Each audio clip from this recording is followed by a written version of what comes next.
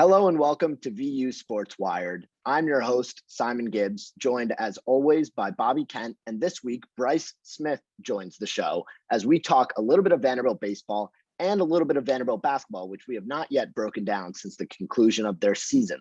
The Vanderbilt men's basketball team finished its season going 10-17 with a 4-14 conference record, including 2 postseason games, which is the most Vanderbilt has had since 2017. The last time Vanderbilt won an SEC tournament game was in 2017 over the Florida Gators. I was a senior in high school and had committed to Vanderbilt, meaning at the time, both Bryce and Bobby had not yet even submitted their applications to Vanderbilt, which tells you just how long ago it was. Now, rather than breaking down Vanderbilt basketball season, rather than going game by game and talking about trends, why the team lost, why the team played well, when they played well, instead, we're going to talk about the future of Vanderbilt men's basketball. And a lot of that future is predicated on sophomore point guard Scottie Pippen Jr., the son of NBA Hall of Famer Scottie Pippen, of course. Pippen from Los Angeles was by far and away Vanderbilt's leading scorer this year, averaging 20.8 points per game, breaking Vanderbilt records in the process. And he even averaged just about 5 assists to go along with it. Now, Pippen Jr. is expected to be a force for the Commodores next year if he returns, but that's the key question. Will he return? So Pippen can declare for the draft. He can choose to return instead. Or third scenario, which could be equally likely as the other two, is that he declares, chooses not to sign an agent, which is a new NCAA rule.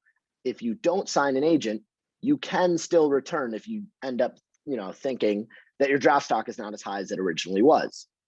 So guys, with so much of this program's future leaning on Scottie Pippen Jr., do you think he will declare for the draft?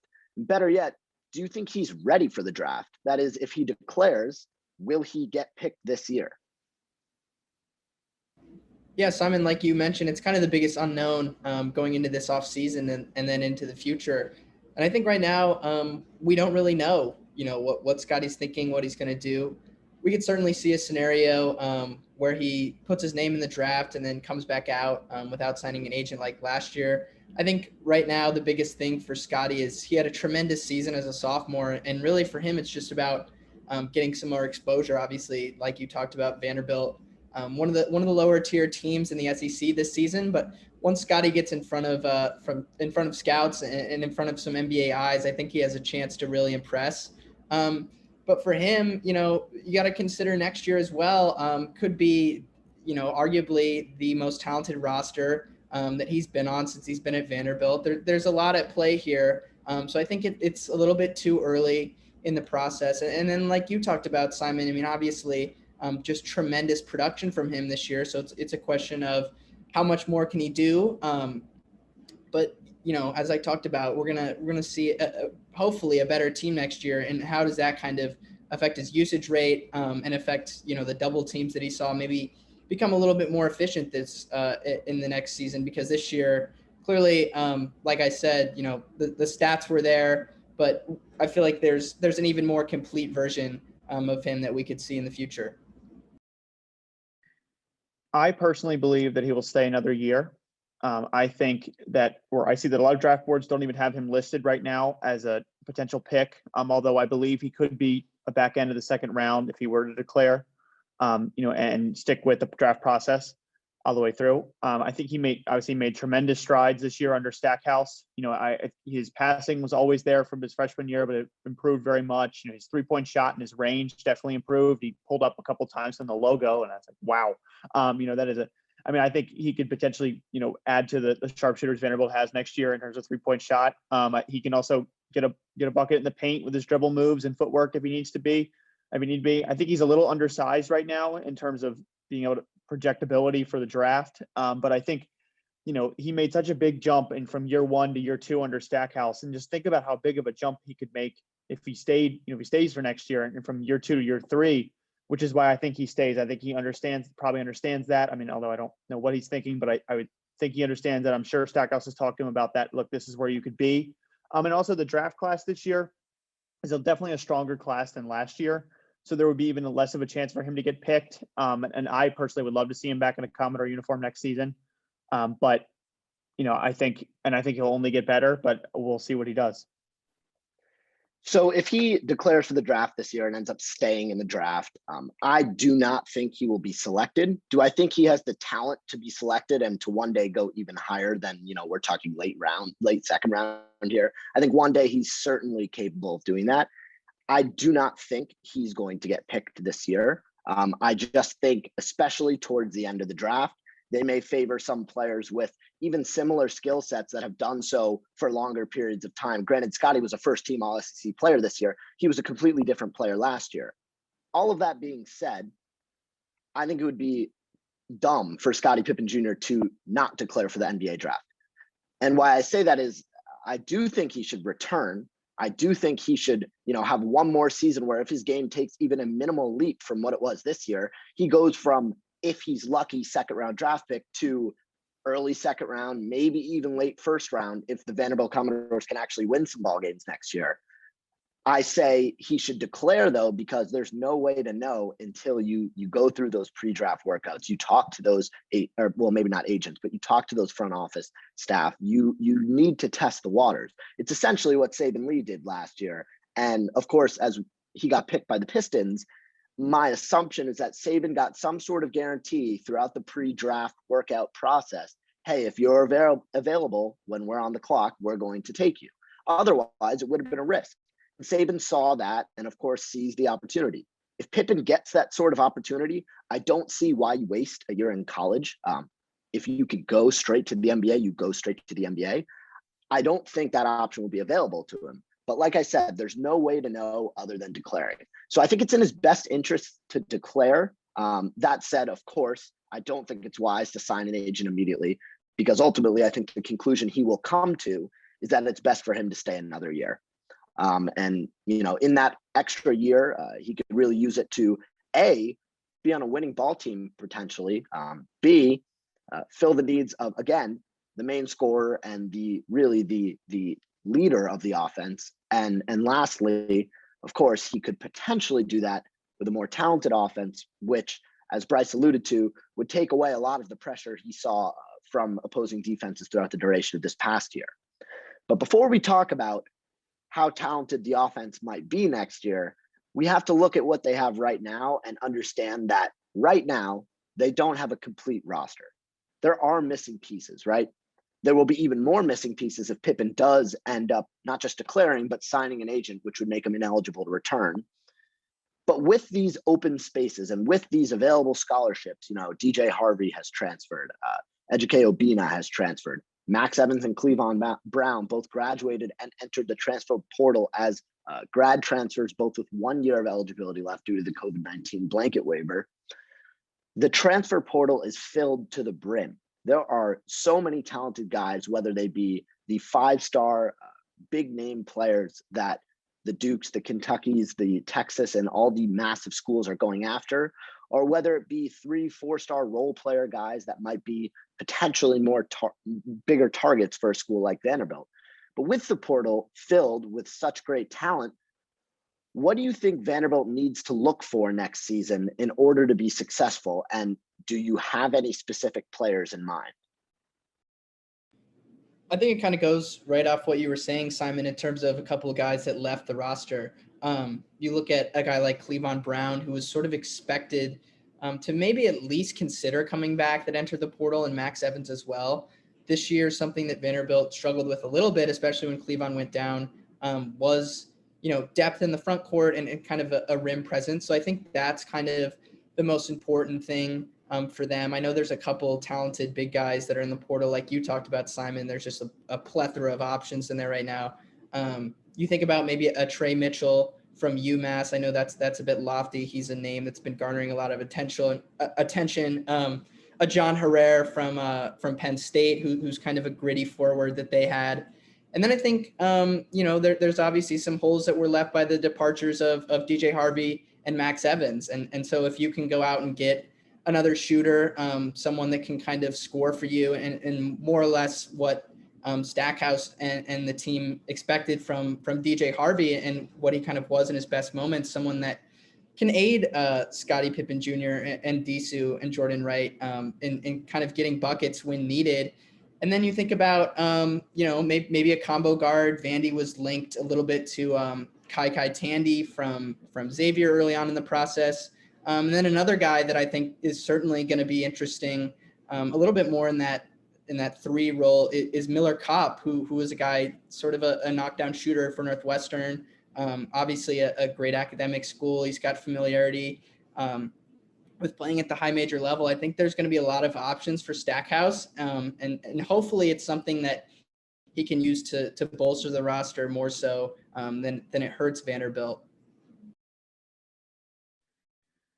I believe that, and I agree with entirely what you said, Bryce. And I believe that Vanderbilt needs to find more length defensively and another, a sort of key big man. I think they need to find also someone else to help replace Evan's steady production. So it's not all just on Disu and Pippen, like it was a number of times last year.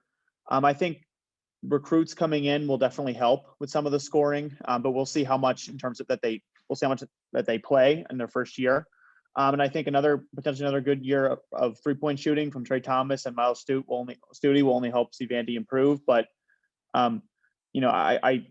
I think that the rim protector and the length defensively and finding a third option scorer is definitely the biggest goal. And as you alluded to, Bryce, there seem to be a lot of options, and we'll see if Stackhouse can pull any into Nashville. They absolutely, and I understand you guys harped on different positions. I think this starts and ends with a big man. They have had none the past few years. They look lost in the paint, whether it be rebounding or playing defense. And this team has never been successful in this conference without a big man.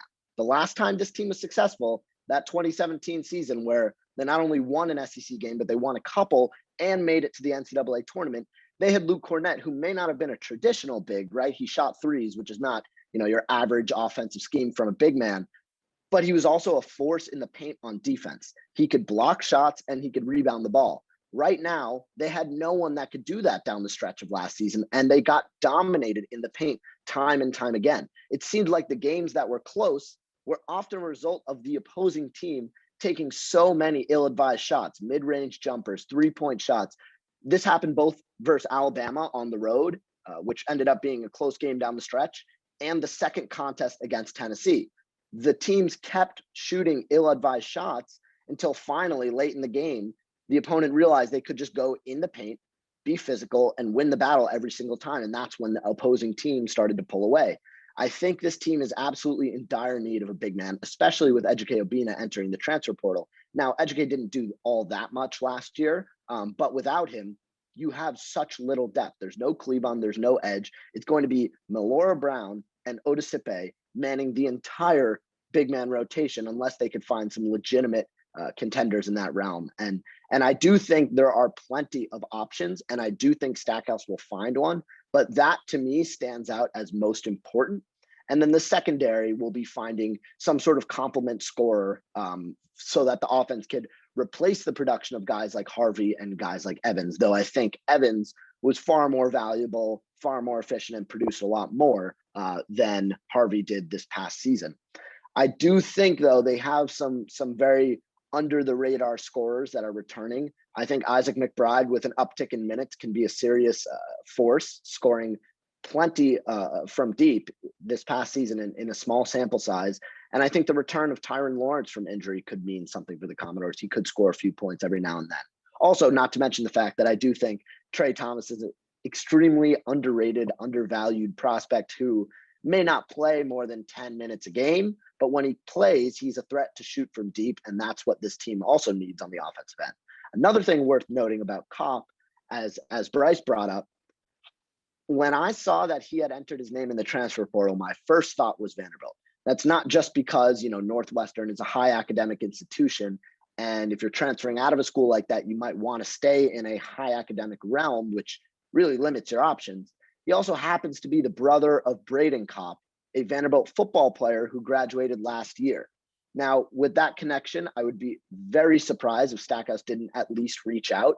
And that is the type of swingman scorer that Vanderbilt has really lacked the past couple seasons, relying entirely on Disu and Scottie Pippen Jr. To produce offense. But that's just about all we have to say about basketball right now, because we are in the very, very early stages of recruiting and finding names in the transfer portal. What we do have to talk about is Vanderbilt baseball, who is supposed to play against Missouri today, though the game got pushed back an hour and could get pushed back even later due to some weather conditions. But Vanderbilt currently sits at a 16-3 overall record. They're 2-1 in the conference with 2 wins and 1 loss to South Carolina. And as they enter this Mizzou series, it is the first SEC series all year. Well, it's really only the second, but it is the first SEC series all year that Vanderbilt has been ranked first in the country. It was those wins against South Carolina, those notable pitching performances that got them there. As it stands, do you guys think this is really the best team in the country, or do you think there are some facets that must improve before they can really say they're the best team in the country? Well, I actually kind of think both. I'm going to cheat the question a little bit, Simon. I do think it's absolutely the most talented team in the country.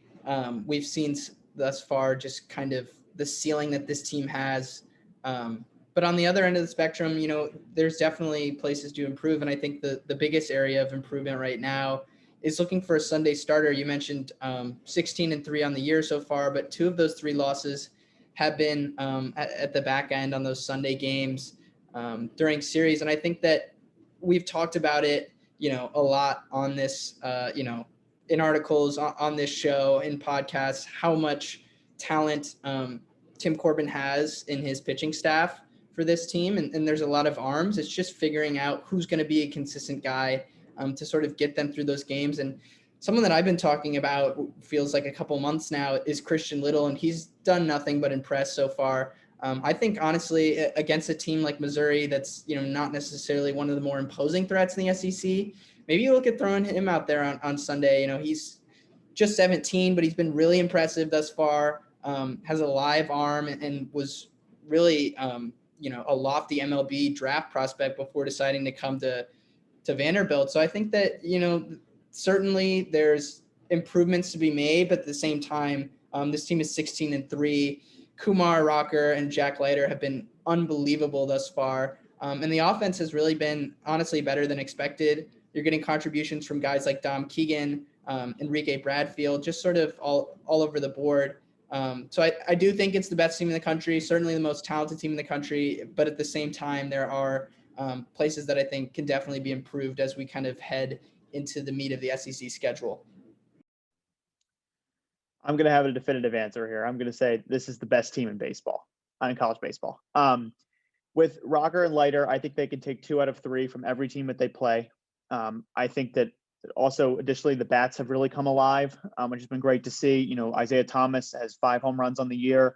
So does Tate Colwick. Carter Young has really come along he's batting over 300 right now, and all of his slash lines that look really good on base percentage, slugging percentage. CJ Rodriguez, you know, is getting on base at a high clip. Enrique Bradfield Jr. obviously could turn a single into a triple at any given moment. So I think this team is really deep on the offensive end, and you know, everything is coming together for them at once. I think they can play the long ball game when they need to, but they can also play small ball with players like Bradfield Jr. taking bags and Rodriguez getting on, and Carter Young driving them in, or Isaiah Thomas hitting, you know, deep doubles to left field, as we saw over the weekend.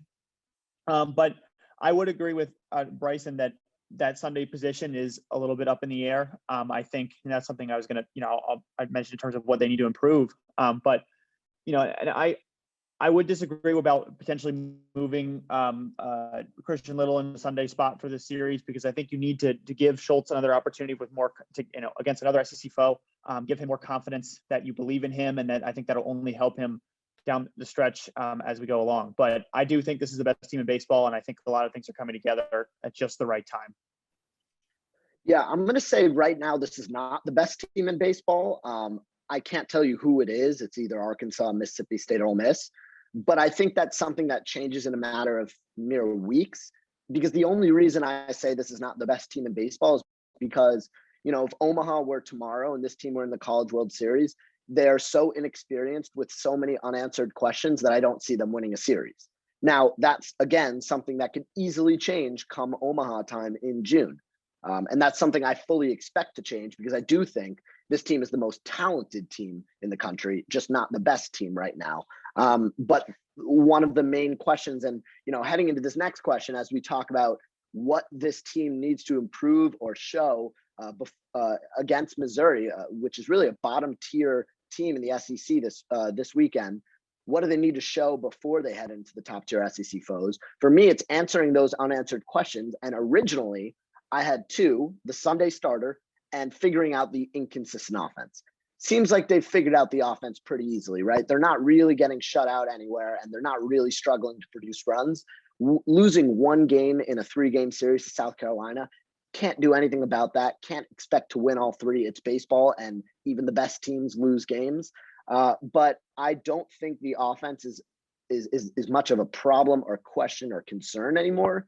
Right now, I'm focused on that third starter spot, which, again, come Omaha, 3-game series. If you send it to 3 games like they did against Michigan 2 years ago, who's going to start on that final game? And if you don't have a top contending candidate, you're not going to win the ball game. I do think right now it's in their best interest to give Schultz another go at it. But I think a couple weeks from now, once Little really settles in, I think he'll take that spot handedly, because 2 seasons ago, if you guys remember, Kumar Rocker got shelled in his first couple outings, starting with TCU in the MLB like Cut 4 tournament in Arizona. Kumar did not have a good start, and it took him a few outings to really get his footing. Once he did, he was the Kumar we know today. I think Little finds his stride in the next couple weeks, and I think down the road he will be the third starter. Yeah, so I think going towards looking at the Missouri series specifically, you guys hit on a lot of the big improvements that need to be made. I think one thing that I'm going to be looking for is who replaces Tate Kolwick. I mean, Bobby talked about it a little bit ago. This is a guy that's hit 5 home runs, been really consistent in the lineup this year, someone that actually has some experience from last year. And so they're going to need to figure out, I mean, is it Jack Bulger, and you kind of move around the lineup? Like, who's going to step up and sort of keep this offense going? Because as Simon talked about, it was a little bit inconsistent and a question mark going into the season and sort of in the beginning portion of the season. And now it seems like they had things rolling, and Kolwick breaks his hand and it's going to be out for a couple of weeks. And second base is more or less a position that has been very, very steady for Corbin over the past couple of years. When you think about Harrison Ray on the College World Series team and last year, and then Kolwick just kind of seamlessly taking over that spot this year. So I think that's kind of like the biggest micro thing I'm looking for in terms of improvement over the weekend. And then, like you guys just talked about, I mean, everything that we've seen on the whole this season when it comes to the Sunday starter, and then hopefully that offense continuing to click. No, I don't really have much else to add. I mean, I think we've touched on it all. I mean, I think if you want to get, like you said, Bryce, get a little bit micro critical here, I think, I talked on the last show about wanting to see them be more consistent with runners in scoring position, and they've 100% done that. I mean, timely hitting was the story offensively over the weekend. I don't say story because story was the pitching, but the story offensively over the weekend. And then even on Tuesday night to take the lead when they were down 3-0 against Lipscomb. So, I mean, I think this offense is hitting on all cylinders. I think there will be some, like with Kolwick's injury, I think there's going to be some shuffling in the lineup. But if there's anyone I trust to make shuffling in the lineup look seamless, it's Tim Corbin. So, I'm not concerned about that. But, I think in terms of this weekend, I would just like to see consistent offense and defense. And I mean, that might, there are going to be some bumps and bruises in every game. But I think, exiting the series with some comfortable wins would only help, and then continuing to see consistency out of Rocker and Leiter, and then hopefully a consistent start out of Schultz. Vanderbilt baseball is currently in Missouri. They are scheduled for first pitch at 7 p.m. Central Time. That may get pushed back a little further to weather, but by the time this episode comes out, we should know the outcome of this game. And I think I might add to my last answer about the third pitcher. Whoever the third starting pitcher is as a rite of passage going to have to throw a no-hitter with 15, 16 plus strikeouts. Otherwise, they won't be able to follow in the shoes of Rocker and Leiter, which have created some insurmountable expectations from the starting pitcher spot for this Vanderbilt baseball team. Down the line, certainly expect them to contend. And it'll be exciting to see how they match up against Missouri this coming weekend. That'll just about do it for us on this week's show. From Bryce Smith, Bobby Kent, I'm Simon Gibbs. Thank you so much for joining, and we will see you next episode.